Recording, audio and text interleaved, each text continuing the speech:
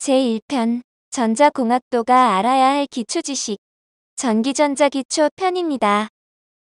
1장에서는 원소의 물리적인 양과 단위, 그리고 기호에 대하여 알아보고 공학 분야에서 사용하는 계량 단위의 표기법에 대해 공부하기로 하겠습니다.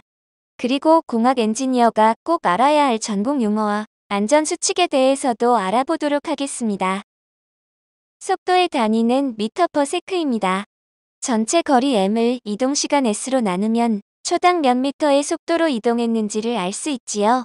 이렇듯 우리가 사용하고 있는 단위들은 물리계에서 독립적인 차원을 갖는 7개의 단위를 조합하여 만들어졌으며 이 7개의 기본 단위를 SI 기본 단위라고 합니다.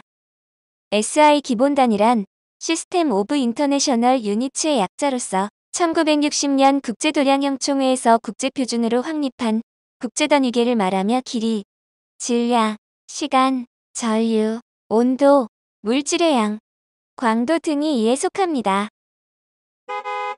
여기서 잠깐 노란 블럭으로 표시되어 있는 7개의 SI 기본 단위를 꼭 기억해 두세요.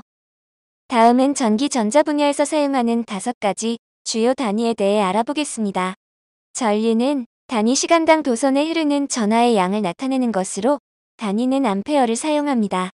전하량은 어떤 물체 또는 입자가 가지는 전자의 양을 말합니다. 전하량의 단위는 쿨름을 사용하며 1쿨름은 6.25 곱하기 10의 18승 개의 전자를 가지는 것을 의미합니다. 전압은 도체 내의 두 점 사이의 전위차를 말하며 단위는 볼트를 사용합니다. 저항은 전류의 흐름을 방해하는 요소이며 단위로 오음을 사용합니다. 전력은 단위 시간 동안 전기장치에 공급되는 전기에너지를 말하며 단위는 와트입니다. 이렇게 전기전자 분야에서 사용하는 단위에 대해 알아보았고 각 단위에 대한 기호 역시 꼭 기억하기 바랍니다. 이번에는 공학표기법의 단위에 붙여지는 접두기호에 대해 알아보기로 하겠습니다. 공학표기법은 0을 기준으로 플러스 마이너스 1000단위씩 끊어서 접두기호를 표기합니다. 10진수 1000은 보기 1과 같이 10의 플러스 3승이고 0.001은 보기 2와 같이 10의 마이너스 3승입니다.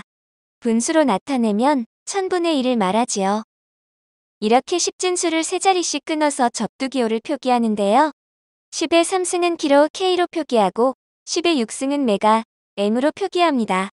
그리고 10의 9승은 기가, 12승은 테라, 15승은 페타라고 합니다. 0보다 작은 수의 표기법도 똑같습니다. 10의 마이너스 3승은 밀리, 마이너스 6승은 마이크로, 마이너스 9승은 나노, 마이너스 12승은 피코, 마이너스 15승은 펩토로 표기합니다.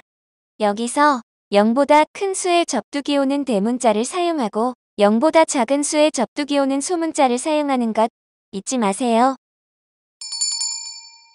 공학에서 수를 표현할 때 크게 과학표기법과 공학표기법을 사용합니다. 왜냐하면 공학 분야에서 사용하는 원소들의 물리적인 양은 단위가 매우 크거나 작기 때문에 상대적으로 크고 작은 물리량을 보다 효과적으로 표현하기 위해 과학표기법과 공학표기법을 사용하는 거지요. 과학표기법은 여러 자릿수로 이루어진 수를 한 자리의 정수를 갖는 실수와 10의 제곱근으로 표현하는 수의 곱으로 표기하는 방식입니다. 공학표기법은 10의 제곱근을 SI 기본 단위에 맞게 지수를 결정하고 이에 맞게 가수의 소수자리를 결정하여 두 수의 곱으로 표현하는 표기 방식입니다. 예제 1은 0보다 큰 수의 과학표기법을 나타낸 것으로 10진수 56,700을 과학표기법으로 변환하면 5.67 곱하기 10의 4승이 됩니다. 예제 2는 0보다 큰 수의 공학표기법을 나타낸 것으로 10진수 56,700을 공학표기법으로 변환하면 56.7 곱하기 10의 3승이 됩니다. 왜냐하면 SI 기본 단위의 접두기호가 10의 3승, 6승, 9승, 12승으로 구분되기 때문이지요. 예제 3과 예제 4는 아주 작은 수의 과학표기법과 공학표기법을 나타낸 것입니다. 예제 4에서 보는 바와 같이 10의 마이너스 3승인 밀리 단위와 10의 마이너스 6승인 마이크로 단위를 이용하여 공학표기법으로 표시할 수 있습니다. 잘 이해가 되셨나요? 이번에는 공학표기법으로 되어 있는 계량수의 단위 변환 방법에 대해 알아보기로 하겠습니다. 계량수의 접두기호가 작은 단위에서 큰 단위로 변환할 때는 소수점을 왼쪽으로 이동하고 계량수의 접두기호가 큰 단위에서 작은 단위로 변환할 때는 소수점을 오른쪽으로 이동하면 됩니다. 예제 5에서 계량수의 단위 변환 예를 보여주고 있습니다. 이렇게 계량수의 단위 변환을 하는 것은 공학표기법으로 되어 있는 계량수의 연산을 편리하게 하기 위해서입니다. 공학표기법을 사용하는 단위 수를 연산할 때 먼저 연산하고자 하는 두 수를 작은 단위의 접두기호로 변환하여 줍니다. 그리고 두 수를 연산한 후 결과를 공학표기법으로 변환하여 주면 됩니다. 예제 6에서 저항 300오hm 플러스 2.7kΩ을 연산할 경우 작은 단위인 오hm 단위에 맞게 2.7kg를 2700ohm으로 변환을 한 후 두 단위를 더하고 3000ohm을 3kΩ으로 변환하여 주면 됩니다. 천천히 살펴보면 예제 7도 이해가 되실 겁니다. 전기 전자 분야를 전공하신 분도 갑자기 AC 전압이 뭐야? 하고 물으면 그러게요 하고 당황했던 기억이 있을 겁니다. 이번에는 우리가 일상적으로 접하는 전기전자 분야의 용어에 대하여 알아보기로 하겠습니다. 교류전압, AC 전압이라고도 하지요. 교류전압은 시간에 따라 흐르는 전류의 방향과 크기가 바뀌는 전원을 말합니다. 일반적으로 가정이나 공장에서 사용하는 전기를 말하지요. 직류전압, DC전압이라고 하며 도선에 흐르는 전압의 전위차가 동일한 전원을 말합니다. 컴퓨터, 텔레비전 등 디지털 전자기기의 전원으로 사용합니다. 대기전력, 전기기구를 사용하지 않는 상태에서도 전기제품 자체에서 소비되는 전력을 말합니다. 인버터, 직류전원을 교류전원으로 변환하는 장치를 말하며 역변환 장치라고도 합니다. 컨버터, 교류전원을 직류전원으로 변환하는 장치를 말하며 순변환 장치라고도 합니다. 접지, 감전사고 등의 전기사고를 예방하기 위하여 전기기기와 대지를 도선으로 연결하여 기기의 전위차를 0으로 유지하는 것을 말하며 어스 또는 그라운드라고도 합니다. 부하, 전기회로에서 전력을 소비하는 부분을 말하며 전등, 전기히터 등이 부하에 해당됩니다. 과부하, 전기기기 또는 도선이 감당하는 기준값을 초과하는 것을 말하며 과부하가 발생하면 전자신호는 일그러짐이 발생하고 회로에 사용하는 부품 등의 과열이 발생하여 위험합니다.